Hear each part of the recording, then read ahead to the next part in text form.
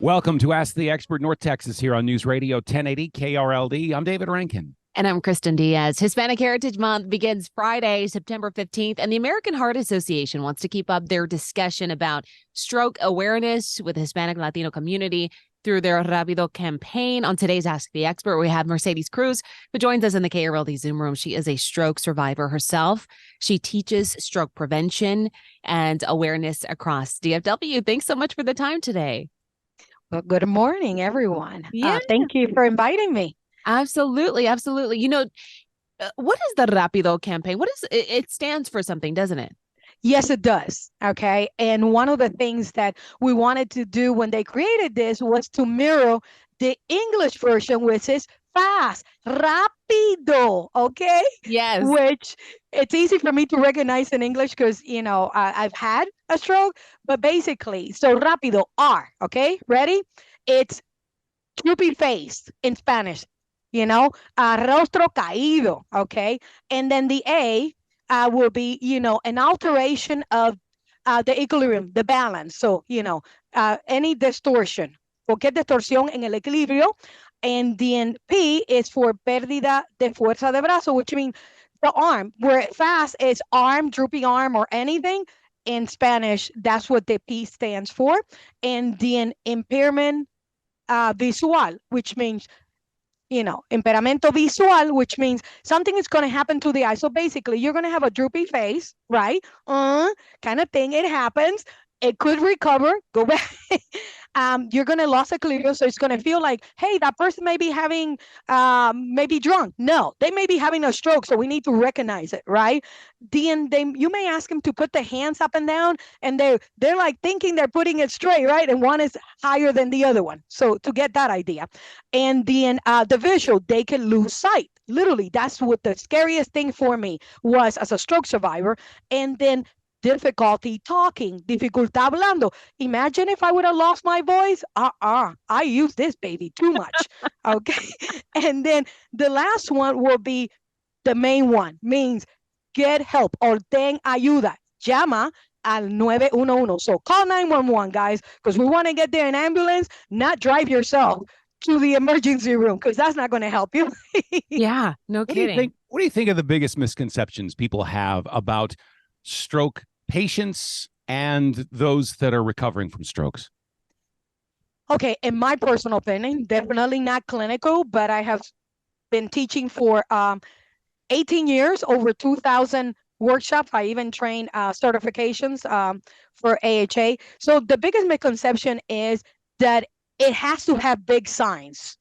Like you have to feel all this at the same time to have it. And the reality is you can have a silent stroke or you can have a silent heart attack. So we need to get to know us, you know, what's going on with us, what risk factors is very important. Like, do you have high blood pressure? Then I would be very keen to know, you know, what a stroke is, because you could, you know, do you have high blood pressure?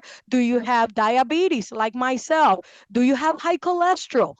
And better than everything, are you managing it? Because if you have it, but you're not managing, then you are more, you know, 3 times likely to have one than a person that may not have those risk factors. So I think that's really important. And, you know, is it different for a man and a woman, right?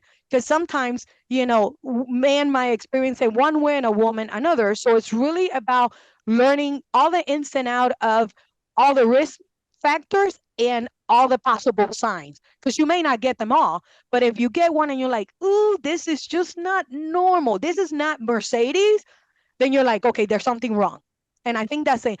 Get the light bulb to flow and say, something not wrong, we need to get help. Okay. No, absolutely. And, you know, even though that the campaign is in Spanish, and as we recognize this on an English radio station, there are so many Latinos that either they speak both languages or they are English dominant, but they have maybe Spanish speaking parents. And so that education is very key to have that bilingual education for multiple generations. How big is stroke in the Hispanic community? Okay, so if you think for the man, it's about 70%. And it really goes up a lot in this time frame, like, you know, the holidays and all that kind of stuff. So again, what are we doing in the holidays? we get a little bit more stress, and we tend to eat a lot more. And, salty stuff that can raise that blood pressure. And I think for men, and I'm going to focus on that, men, they don't tend to go to the doctor as often as women do. And they may be that sign where, hey, there's nothing wrong with me. I just pulled a hard day's work, and they're not going to pay attention to the signs as much as maybe a woman would. Then, of course, then let's put it into the focus that if a man's not going to take care of himself, the importance of having a spouse, a wife, Yes. a girlfriend, a sister to be able to watch out for these symptoms, and then maybe get the man to listen. Exactly. And get them for that yearly checkup that we all need to know. I mean, we don't know you have high blood pressure or high cholesterol if we don't test you for it, right? Absolutely. And according to some of your statistics on your website, only about 18% of Spanish-speaking Hispanic Latinos surveyed were actually familiar with these stroke symptoms. So that's just even more fuel to the fire of why it's so important that we share this with friends and family who speak Spanish, right? Yes. And, one of the things that I really want to change, that I've been working the past 25 years in our Hispanic community, because I mainly teach in Spanish because I can, and that's a privilege that I have. It's getting them to think prevention rather than, being proactive, not reactive. And we tend to go to the doctor, our Hispanic population. I know this for a fact. Once we're like dragging ourselves into the emergency room or into the doctor. So, and education doesn't seem to be some things that they venture into because we weren't maybe taught that way. There's some things that are still taboo, and some of our health, we're not going to disclose that we're sick because they may be this thing about I'm broken, right? Or there's something wrong with me. And I have been trying to tell people, hey, I will be the first one to share that my stroke has produced depression, right? That it was my 270 pounds that was compounding the problem on my health. So I needed to drop 100 and something pounds. So I've been the first one opening and touching the subject. So maybe someone will feel comfortable and say, hey, it's okay to talk about our challenges. There is a study came out from the American Heart Association this week, talked about how stroke survivors and heart attack survivors, so many of them refuse to change their bad habits after a bad thing's happened. And almost 3/4 of them say they don't know their cholesterol numbers and they don't necessarily want to know. How do you change that mindset in people that you need to change your habits? The ones you had beforehand, you need to stop doing them.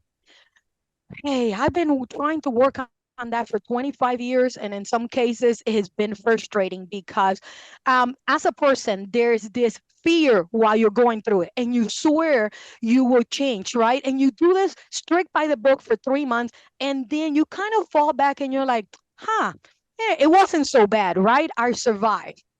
But one of the things that I keep putting out there into our community is, what if? Just what if?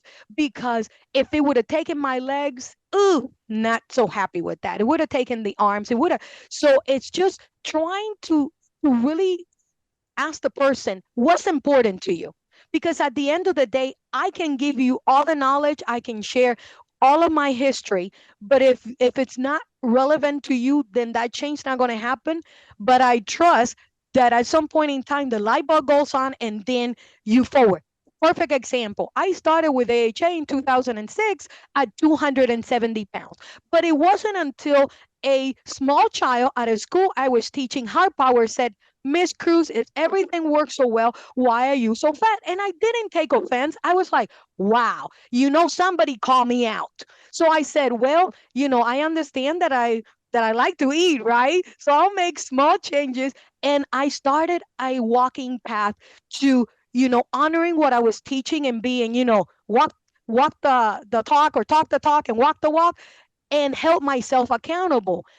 But until it meant something to me, then I didn't do anything. Now I have fallen many times from the structure, but I get up and I said, this is important because I don't want to be that person in that wheelchair wondering, could I have done it differently and I would have gotten a different outcome, right? Because it's always action and consequences that we have to live with.